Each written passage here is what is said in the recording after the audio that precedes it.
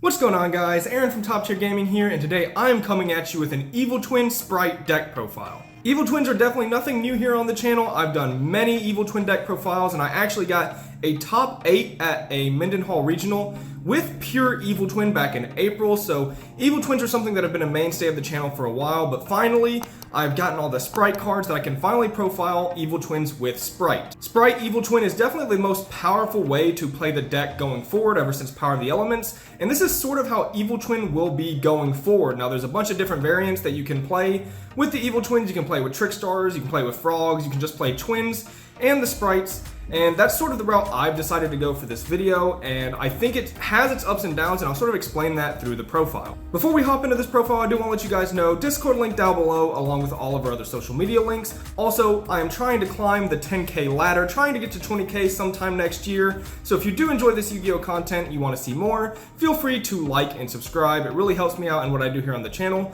And without further ado, let's hop into this Evil Twin Sprite deck profile. Alright, so starting off with the twin side of things, I decided to play sort of a bigger twin package than most Sprite variants, and I'll sort of show that.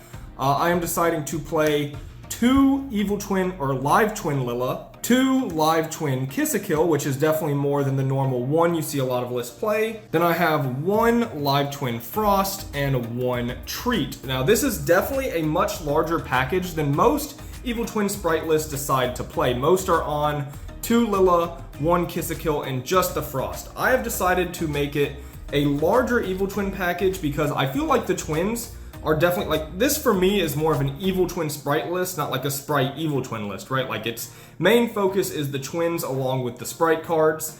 And I've just decided that I cut a different package so that I can just play a larger twin package. And I really like playing both of the extenders because it means my Sunny Snitch is more valuable, being able to grab an extender for either twin I start with. So I'm on 6 Monster Evil Twins. Then last for the Live Twin stuff, I am on 2 copies of Sunny Snitch. This is one of the best cards in the Live Twin package because not only is it a starter or extender, depending on what you start with, right? Because you can either get one of your main starters or you can search an extender you need. It also has the amazing ability, like when your opponent summons, of course, you gain 200 life points, and your opponent loses 200 life points for every time they summon if you control an Evil Twin monster.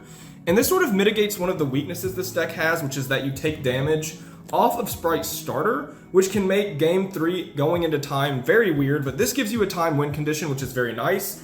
Also, it really helps ensure that you will survive on the first turn, just in case your board gets broken, and they're able to push through. Like, sometimes being above 8,000 is very good for making sure you survive and get to use your follow-up on the next turn. So we're running 6 twin monsters and 2 Snitch, which is, again, much bigger than the regular twin package. Alright, next up for the Sprites, I am on 3 copies of Sprite Blue, which is pretty obvious. This is sort of the main Sprite monster. Definitely the one you want to maximize because it gets all of your Sprite plays rolling. 3 Sprite Jet. This is another one that you want to maximize your copies on because it is pretty much the same as Blue, allowing you to reach the rest of your Sprite engine. However, this one does it with having to use starter, while Blue does not. These are just the main Sprites you want to maximize, are the Jets and the Blues. So we will maximize both of those at 3 copies. Then I have 1 Sprite Red, 1 Sprite Carrot, and 1 Sprite Pixies. So you could definitely choose to play 2 red instead of this ratio with the Pixies, and you can cut Pixies entirely. However, I really like the Pixies in this list because Twin have always had they've had several problems, but one of Twin's biggest weakness has always been making sure you keep at least 1 twin on your field going into the next turn. And Pixies is a really good way to do that because a lot of people would try to force the twins by going into battle phase when, before Sprite existed. And Pixies is sort of a way to protect them from going into battle phase, just to like run a twin over. Now you can protect it with Pixies. It also is just another Sprite name you can search if you've already gone through Red and Carrot. Because this list is not playing Swap Frog, you definitely will have to search for other things, which is usually like your twin engine or the Pixies if you already see Red and Carrot. But this is like pretty fine. Like, you could definitely play 2 red if you feel like you need more engine, which is something I'll talk about in this list. Sort of like summarizing it is what I feel about adding more engine as opposed to flex spots, but this has been working for me recently.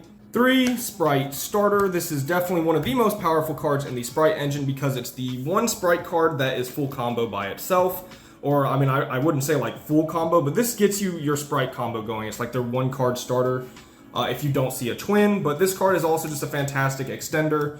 Definitely one of the main cards of the Sprite engine. And then we are main decking the Smashers because it's just like our main deck out to Mystic Mine. It's also a fantastic interruption you can search that helps play around things like Dark Ruler or things that could just break your board. It's just a fantastic interrupt. You know, it's an interrupt that also can't be rebooted, which is nice. So yeah, definitely main decking the 1 Smashers. So that wraps it up for our engine cards, finishing the Sprite package and the Twin package. We are not playing Swap Frog, and I'm not playing the Trickstar package either. I'm choosing to play more flex spots. It's something I've been testing around recently, like maybe needing more engine, like potentially playing a 3rd Sunny Snitch, maybe, or like an additional copy of Red, just to up the engine count a little bit. Going on into the flex spots and the Go Second cards, I am on 3 copies of Enemy Controller. Now, I'm deciding between this and Forbidden Droplets currently. I've been testing around with both, and Econ is really cool as both a Go First and a Go Second option, similar to Droplet, but against like Sprite and the Sprite Mirror Match, I think this is pretty much like, not 100% of the time, but it's really good in the Mirror Match compared to Droplets because you're able to like take their Elf, or be able, like going first, you can just take their level 2 monster and make it very difficult for them to play without starter. And yeah, I think Econ is really good in the Mirror Match, but against like everything overall, I sort of think that Droplets might be better. It's just a higher impact card. I do think either work, and both are fantastic with the Live Twins because of course you can tribute them off and special summon the other one out and activate its effect. Yeah, you can play Enemy Controller or Forbidden Droplets. I think I'm gonna go to Droplets eventually, but I've been testing Econ recently and I think it's a fantastic card. Definitely an option you can play. 1, Called by the Grave. This is just like the best card in the game. You should definitely be playing this. Now, I don't main things like Dark Ruler because this isn't like a hard Go Second version, or even though Dark Ruler is really good, I'm opting to play a lot of hand traps. So going into the hand trap lineup, I have 3 Ash Blossom and Joyous Spring. Nothing super fancy to say here. She's a pretty standard hand trap. Then we have 2 Ghost Ogre and Snow Rabbit. I think this card is fantastic right now. It hits the Brave engine that's been sneaking back into the format recently, and it's pretty good versus like everything. It's not terrible versus Tier because it can hit things like Dragos Tapelia or Field Spell or Time Thief Redoer. So I actually really like Ghost Ogre, and it's obviously very good versus Sprite and a couple of other decks like Punk. 2 Ghost Bell and Haunted Mansion.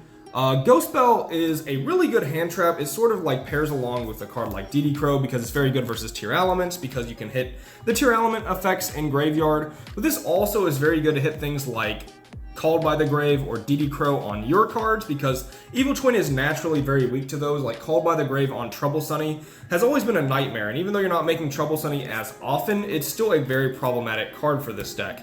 And Ghost Bell is a very good defensive card for that aspect, hitting things, of course, like DD Crow, Ice Dragon's Prison. But it's also just a fantastic hand trap right now against so many different matchups.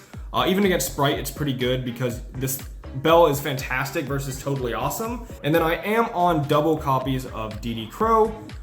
This is obviously one of the best hand traps of the format and has been for a while. People have been, playing Crow for a minute now. It's nothing super new, super fancy. It's just really good, this format, especially versus Tier, which is proving itself to be probably the best deck of the format. Next, we have Triple Effect Veiler, which is a pretty standard not once per turn hand trap, and then 3 copies of Infinite Impermanence. So we are playing a lot of hand traps in this list, and that's because they go very well with the Twin package, because the reason to play Live Twin Sprite over like regular Sprite is you still get a very powerful board, especially like if you decide to play Swap Frogs. It's the exact same thing as regular Sprite, except you get 3 additional draws because you get a Kiss a Kill draw on your turn, and then you get a Kiss a Kill draw on your opponent's turn and a Frost draw on your opponent's turn if everything goes according to plan.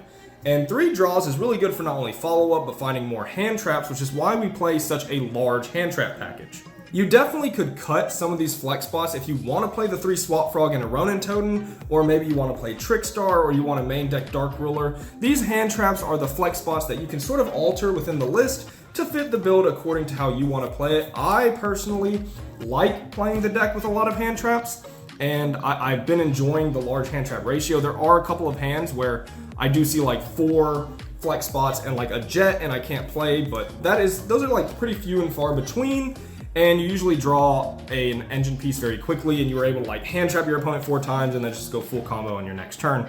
So that is sort of why I'm playing the deck how I am. This is 15 hand traps, which is a pretty large number. 15 is a lot of hand traps, but that is, again, sort of the way I like playing it. So again, you can alter that however you would like to fit into your list. On to the extra deck. We're gonna start it off with the 3 Sprite Elf, and Sprite Elf is a fantastic card. Obviously, you play this in regular Sprite oftentimes at 3 because you have the room, but I really like it at 3 in the twin version as well, because later in the grind game, you don't need to make additional twins. You can end up just going for Elf and reviving twins, and it's pretty much like making a twin anyway, so you can really cut down on the twin links in your extra deck if you play multiple Elf. And yeah, this is just one of Sprite's best cards, so we're gonna maximize it. 2 Evil Twin Kiss-A-Kill and 1 Evil Twin Lilla. This is really all you need. This is your entire first turn. You just go into the first Kiss-A-Kill, make the Lilla, and then you take the Kiss-A-Kill and the Lilla to make the second Kiss-A-Kill. And then anytime you need these past this point with your twin engine, you're able to again go into Elf, revive one of them, and you get your twin play started all over again. So you really don't have to play too many of these in your extra deck, which means you can play other things that you might want to play. And yeah, this is all you need, but you do need to make sure you run at least this ratio. You can add an additional Lilla if you really want to, but I think this is perfectly fine. Then we have 1 Trouble Sunny, which is of course Evil Twin's main boss monster, and it's kind of sad you can't play more of this in this list because you just don't have the extra deck space to. But you do go into Trouble Sunny a surprising amount. I find that in a lot of my test games, I end my turn with both twins, and I'm able to just start my turn with Trouble Sunny, who is huge and just closes out games very easily and allows you to get multiple pops and multiple interactions off your field if you have to, or off your opponent's field if you need to re-break it. And yeah, Trouble Sunny is a fantastic card. You definitely will play the 1, but you don't need more than the 1 of. Then for some utility links, I am playing the 1 Dark the Dark Charmer because obviously you have a lot of dark monsters and this card's insane this format. And then I am playing a very interesting card, which is Brute Enforcer. I had actually never read this card until I was on Dueling Book trying to find a card that needed my exact needs. I needed a Cyburst Link monster that can pop trap cards because I found a lot of times in certain matchups, I would start with my twin, special another twin, and they would flip a Rivalry of the Warlords, and if I'm sitting there with a live twin Kiss-A-Kill and a live twin Lilla, there was nothing I could go into past that point. But with Brute Enforcer, you can actually go into him, discard a card, target their Rivalry, or any Floodgate that's really bothering you, and unless they have another copy in your hand, you're able to pop it. So it's a very interesting card because if they do have another trap card in their hand, which should never happen, they shouldn't have an extra trap card in hand, then you just get to pop a Floodgate for free while it's also a Cyburst. And it's also a dark, so it means if you're getting Gozened and you have your Sprite package, you're still able to make something like Brute Enforcer that can pop it, unlike something like Phoenix, which could not.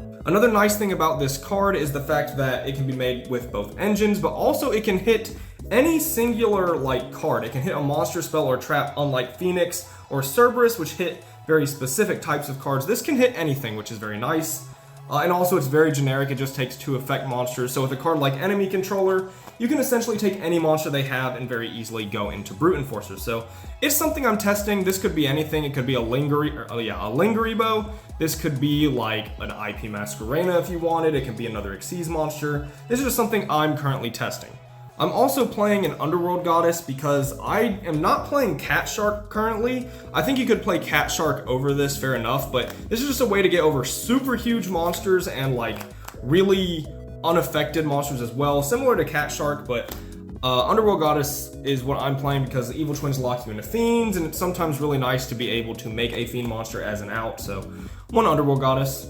For Xyz monsters, we are of course on the 2 Gigantic Sprite, of course, I have everything in the deck except the $3 ultra rare, so I'm missing a Gigantic Sprite, so the image will be provided, but yes, you don't need more than 2 of this in this list, and honestly, I've been trying to get away with 1, but I do think you need the second one in a lot of situations, so I'm going to try to keep it at 2. This card is obviously a fantastic Sprite card, it's not anything surprising to see this card at 2. And then lastly, we have the Centauria, the Downard, and the Zeus, very standard for any twin deck, and even Sprite deck. This is a very, very standard line that can help you go second. It's one of the reasons I'm considering playing Droplet, is it like facilitates this package a lot more, being able to droplet a board. But yeah, I think this is also a very standard board clearing package in the extra deck. That's gonna be it for this deck profile. I hope you guys enjoyed. If you did, leave your thoughts down below, maybe how you would run the deck, what choices in my list did you think you would run differently. Feel free to leave any opinions you have on the list down below. I'll be sure to read them. You know, this list is going through a lot of testing right now, and it could be very different come the ban list, and you know, who knows what will happen in the future. So if you want to leave your opinions down below, I'll be sure to read them. And if you did enjoy this video, be sure to like and subscribe. This has been Aaron from Top Tier Gaming. Bye, YouTube.